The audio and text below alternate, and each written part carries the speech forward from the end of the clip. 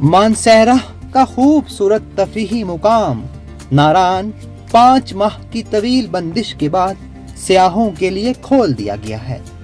National highways authority ने कागान से नारान तक छोटे बड़े 7 ग्लेशियर्स हटाकर रिकॉर्ड वक्त में शाहराह को खोल के नारान की रौनकें दोबारा बहाल कर दी हैं। नारान में 5 माह की बंदिश के बाद रास्ते खुलते ही सियाहों की आमद शुरू हो गई है। इस हवाले से NHA हुक्काम का कहना है कि 2 हफ्तों में बाबू सरटाप का रास्ता खोलकर गिलगित बल्तिस्तान तक रसाई दे दी जाएगी। आइए आपको नारान की खूबसूरती की चंद तस्वीरी झलकियां दिखाते हैं।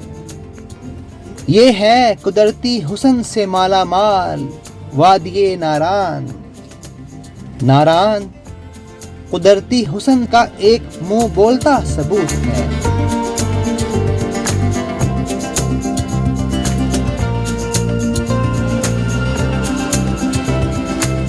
वादिये नारान सतह समुंदर से 7000 फुट की बुलंदी पर वाक़िया है।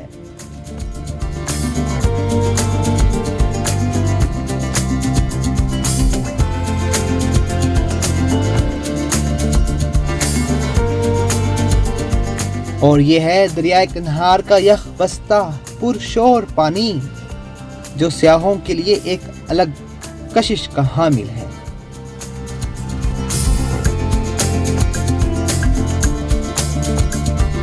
कश्ती में बैठे इन सियाहों को देखिए जो झील सैफुल मुलूक की सैर कर रहे हैं।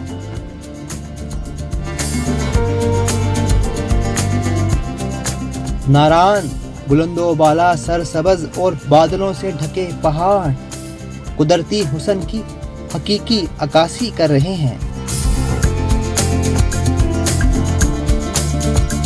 पाकिस्तान के शुमाल में वाक़िया नारान का इलाका अपने फितरी हुस्न की वजह से दुनिया भर के सियाहों की तवज्जो का मरकज है।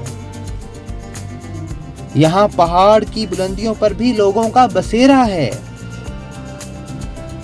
झील सैफुल मुलूक का एक दिलकश मंजर और झील सैफुल मुलूक का यकबस्ता पानी नारान सियाहों के लिए एक अहम जगह है। ये जगह अपनी खूबसूरती की वजह से दुनिया भर में मशहूर है। इस जगह का सबसे खूबसूरत मुकाम झील सैफुल मुलूक है जो 2 मुरब्बा किलोमीटर से ज़ायद रकबे पर फैली हुई है। इसके चारों तरफ पहाड़ हैं। हर साल यहाँ पे लाखों लोग सैर के लिए मुल्क के कोने कोने से आते हैं। नारान के साथ साथ दरियाए कन्हार बहता है और नारान में 5 माह बर्फबारी होती है तो वहाँ के मुकामी लोग बालाकोट की तरफ चले जाते हैं।